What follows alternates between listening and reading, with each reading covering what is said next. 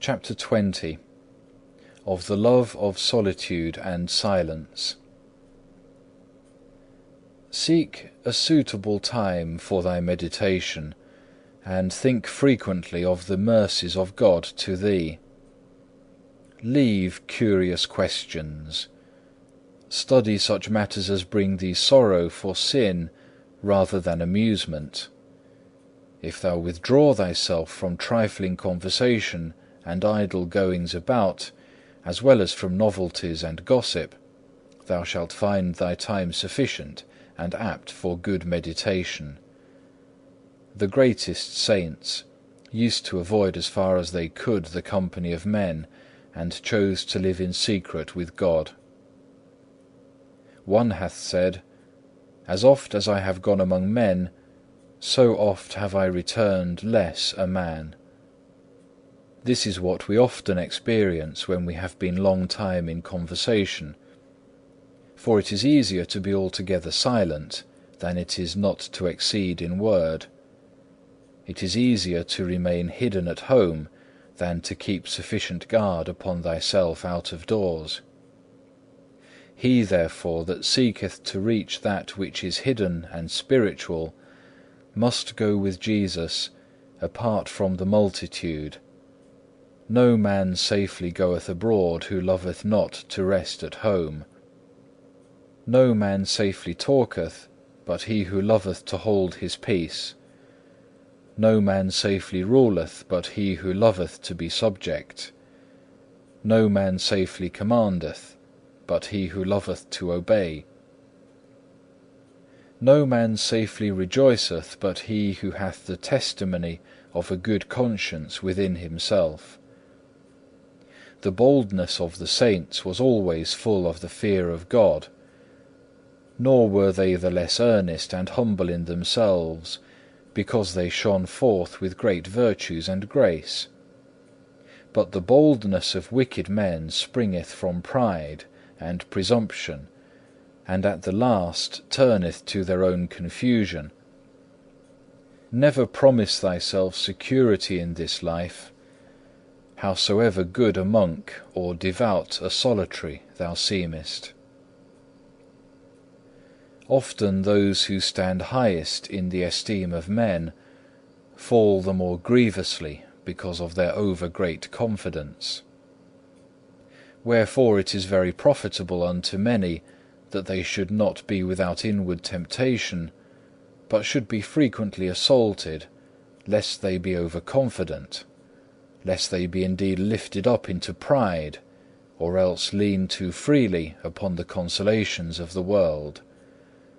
Oh, how good a conscience should that man keep, who never sought a joy that passeth away, who never became entangled with the world.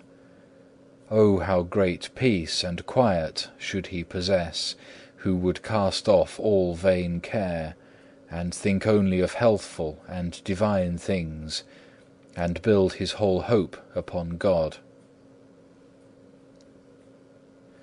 No man is worthy of heavenly consolation but he who hath diligently exercised himself in holy compunction.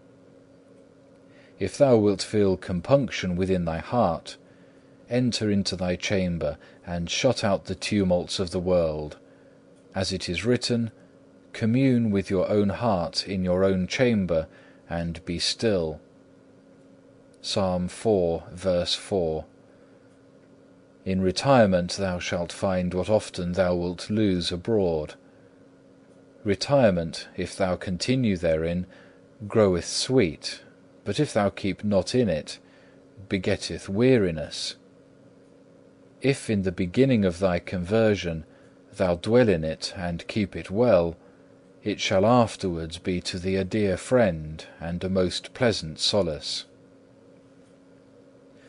In silence and quiet the devout soul goeth forward, and learneth the hidden things of the Scriptures. Therein findeth she a fountain of tears wherein to wash and cleanse herself each night, that she may grow the more dear to her Maker as she dwelleth the further from all worldly distraction. To him who withdraweth himself from his acquaintance and friends, God with his holy angels will draw nigh. It is better to be unknown and take heed to oneself than to neglect oneself and work wonders. It is praiseworthy for a religious man to go seldom abroad, to fly from being seen, to have no desire to see men. Why wouldest thou see what thou mayest not have? The world passeth away, and the lust thereof. The desires of sensuality draw thee abroad, but when an hour is past, what dost thou bring home but a weight upon thy conscience and distraction of heart? A merry going forth bringeth often a sorrowful return, and a merry evening maketh a sad morning. So doth all carnal joy begin pleasantly, but in the end it gnaweth away and destroyeth. What canst thou see abroad which thou seest not at home?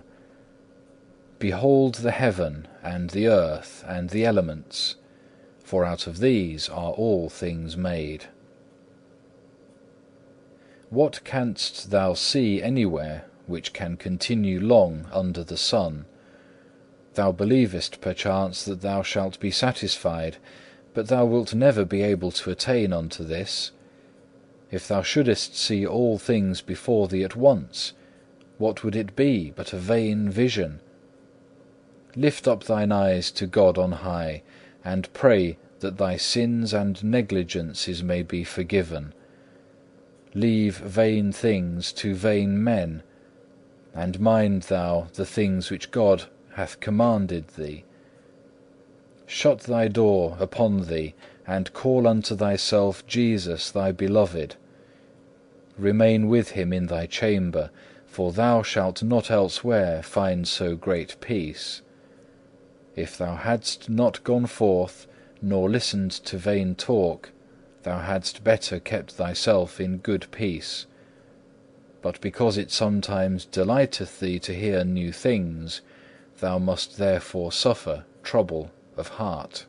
End of chapter 20.